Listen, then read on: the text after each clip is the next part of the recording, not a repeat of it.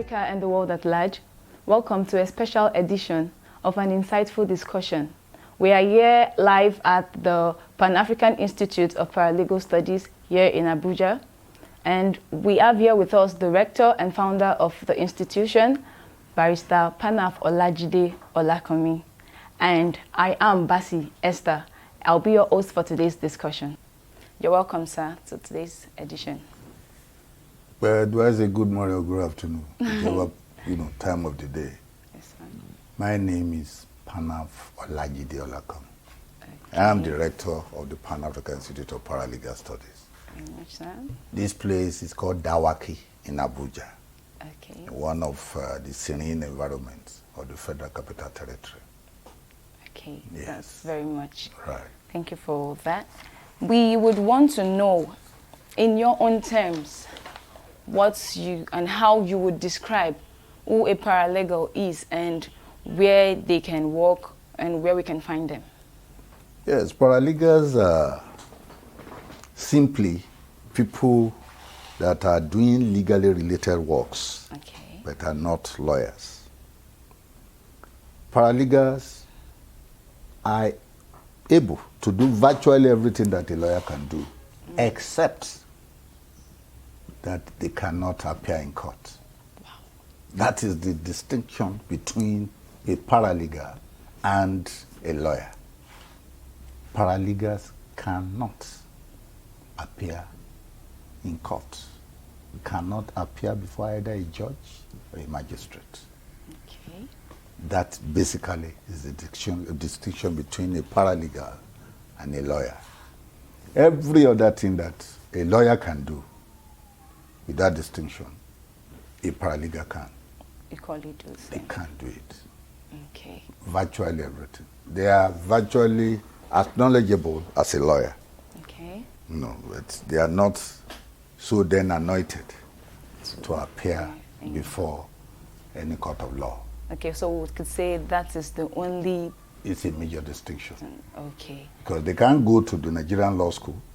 And for that person who has not gone to the Nigerian law school, at best, can be described as a paralegal. Even though he has done every other thing expected of a lawyer, going through the 4-5 year program in the university to earn an LLB, without going to the Nigerian law school, he cannot appear in court.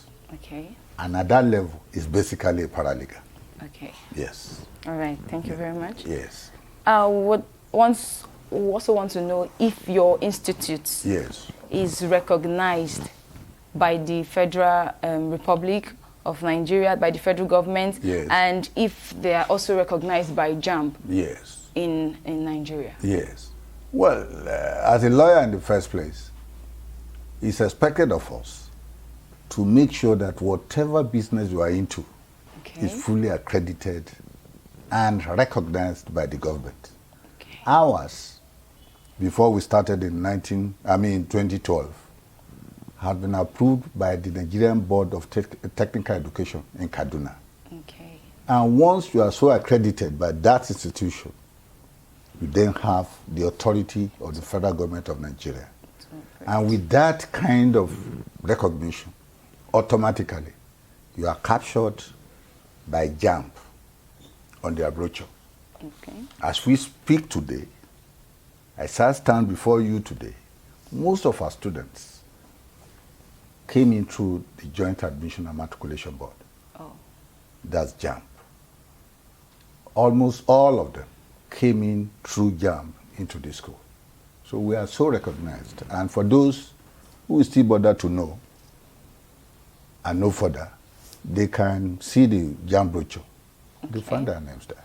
Okay. Yes. So with your national diploma, yes, is the national diploma you offer, the certificate you offer, is it recognized by universities in Nigeria and outside? As I speak today, we've been so blessed that a whole lot of federal institutions and even private universities in this country and even in Africa are beginning to recognize very radically our own certificate. Some of our students, as I speak today, are already in some of the prominent universities in Nigeria. University of Abuja, ABU, University of Maiduguri, University of Jos, Joseph Ayo Babalola University, and quite a number of others, as are today. Some of them are already graduating, preparing now for the Nigerian Law School. Okay. Yes. That will show you how far our own certificate has been so recognized and accepted by universities in Nigeria. That's very At the University of Abuja, our students are usually admitted at the 200 level to read law. Okay.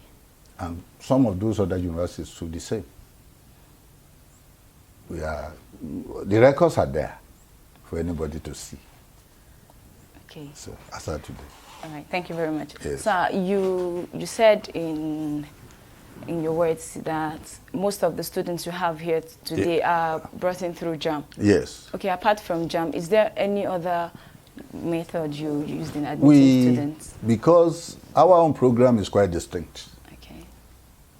Under the National Board of Technical Education Program, you have what is called the innovative kind of program. Okay. Our own is called the National Innovative Program. Okay. It's quite innovative in the sense that we are allowed to bring into this school professionals, mature students with robust background in their respective fields to do our program without necessarily going through the rigors of JAMB. Thereafter, we are equally allowed to represent the same candidate back to JAMB for full admission. Okay. Once that is done, the same student will now be recognized by JAMB as having gone through them. Okay. That is the procedure. So professionals, mature students, and those working executive that have either had a first degree in any of the other programs or just matured enough to come into our program can be so admitted. Okay. Yes, and would then present them to JAMB for regularization. With that, they are covered. Okay. Yes. Thank you. Do you run a part-time program and an online program? Yes, we currently run only part-time. Okay. Now is it Because online is already part of one of our proposed areas of study. Because we want to be deeply rooted first in our face-to-face lectures before we go online. But for part-time, we have quite a number of students for our part-time program. And our part-time program are designed, our lectures are designed for Fridays, Saturdays, and Sundays. Okay. You know, depending on the nature of the candidates and the students that are interested in the part-time program. But currently we are running a part-time program. Online, no. Okay. For now. Okay. Yes. That's interesting. Yes. Are there other innovative programs for the general public? Quite a number. That's equally what the MBT has done specially, Okay. to give us the room to maneuver. Here we have programs for 2 weeks, a week, some for hours. Okay. We have what is called the family law. In that program we bring in pastors, men of God, imams, to look at the family as an entity, including writing your will, family administration, marriage, marital institution generally, and those other things that might be of relevance to the family. And you know the church and the mosque are the first point of contact for quite a number of Nigerians. Okay. When some couples have issues with their wedding, the first person they consult or contact either the pastor or the imam. And we are beginning to let them know that as relevant and as strategic as they are, the knowledge of law is equally very crucial and critical. And some of them are beginning to tap into that anointing by approaching us for one or two programs from time to time. Okay. Equally for business executive, an average small-scale business is run by an individual, and that individual is called the executive. Okay. Normally here, people believe that it's only the multinationals who talk of the executive. No. Those running their businesses at Ojuwoye, at Akongbo, at Ariara Market, Okay. Kano Market, those are day running their plank business. They are all business executives. Meanwhile, what is required of them to run that business so well and good, they still lack. Here, we've designed what is called business law for executives. Okay. Just for 2 weeks, 4 hours a day, we take you through those things that you require to run your own small business. Okay. However kindergarten that business is, it's still a business. And you need to know those components of law that will make you succeed. Okay. That's one area. Equally for paramilitary organizations like the police, have the immigrations, you have road safety, you have the customs, you have NDLE, you have civil defense. All those institutions are paralegal institutions. Because whether you like it or not, they will be the first to make the arrest before anybody is taken to court. And if they are not so gifted in some of the rudimentary laws that can guide their procedure, then we are in danger. Okay. And the failure of some of our agencies here, especially law enforcement agencies, is that they don't even know the law, regrettably. When some of them are so trained by any of their training colleges, how to handle the gun, how to surrender the suspect, all of those are still not sufficient. They just must still know how to handle the suspect before they appear in court. How do you handle the exhibits?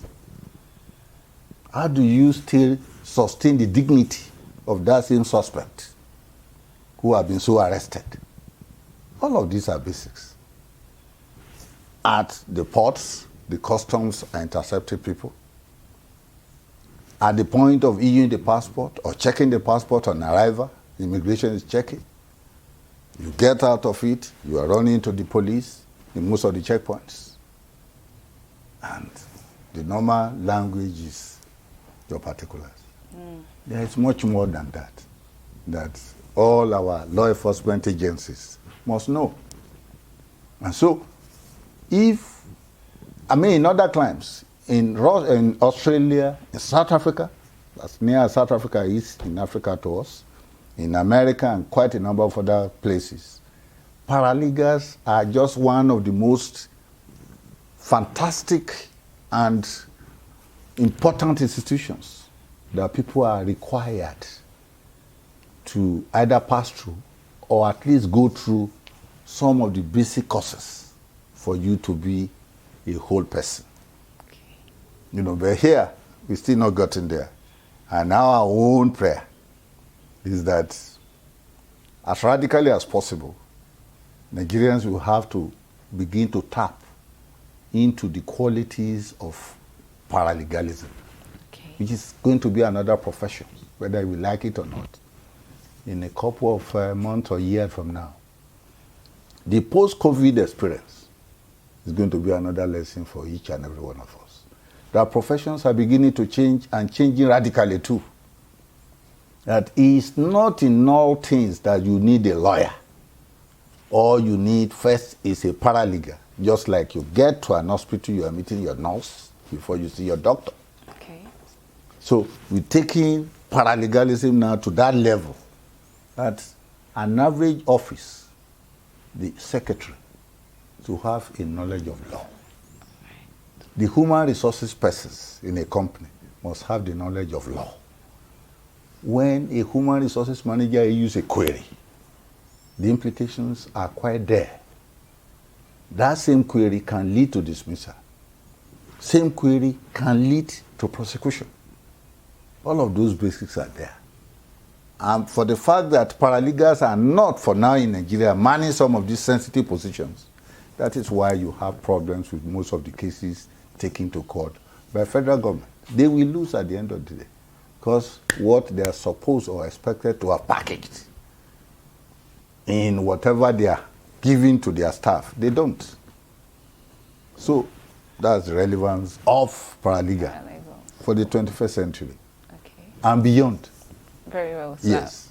Very well. Yes. So lastly, we would want to know if there is division in the paralegals. Yes. Like if we, like you rightly mentioned that there are paramilitaries, yes, which definitely have their own yes, specialty. Yes. I want to know if it applies to the paralegals. The paralegal, a paralegal is just supposed to be an embodiment of law. For general knowledge. It must have the general knowledge of law, okay, that will allow such a person to function anywhere at any time. Okay. So that from the basic knowledge of law to the highest level, the paralegal must be so endowed. Every aspect of law you must know. You can imagine the Nigerian police at their level. You can see how progressively they go into trying to improve at one level or the other. A certain aspect of that institution, which has to do with law, okay, fundamental right enforcement and protection, they are still lacking. And by the time they begin to understand the component of paralegals and paralegalism, you'll be the best for it. Okay. And once again, I want to tell you that paralegals, as we speak today, some of our students are already working, some of the multinationals, Shell, Chevron, Mobil, Ajib, and a whole lot of others. And some of them are already in the banks. And one interesting part too, some of the ladies that graduated from here are now beginning to set up their own NGOs that can assist communities. You know, gender violence, all of that. Some of our students are doing that and they are doing it proficiently. Okay. And that we are happy for. All right. Yes. Thank you very much for... I appreciate. Thank you so very much for joining us on today's discussion. I really appreciate. We appreciate your consistency. Thank you so much. Thank you. With this, we have come to the end of today's discussion. For more information, visit www.panafparalegals.com or call 070-4411-1444 or 080-9757-5666. Thank you for staying with us.